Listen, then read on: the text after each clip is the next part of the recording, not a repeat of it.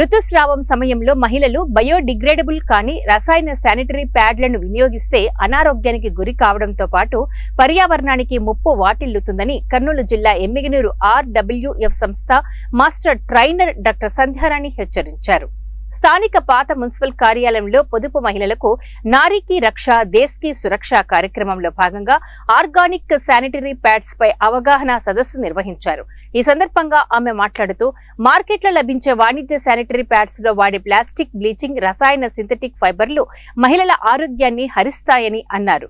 వీటిని మహిళలు వాడితే చర్మ వ్యాధులతో పాటు అండాశయం, సర్వైకల్ వంటి పలు క్యాన్సర్లు, థైరాయిడ్, హార్మోన్ల ఇన్బ్యాలెన్స్ తదితర రుగ్మతల బారిన పడాల్సి వస్తుందని ఆవేదన వ్యక్తం చేశారు. అందుకే మహిళలు ఋతు సమయంలో ఆరోగ్యవంతమైన పర్యావరణ అనుకూల పదార్థాలతో తయారు చేసే ఆర్గానిక్ ప్యాడ్స్ ని వినియోగించాలని సూచించారు.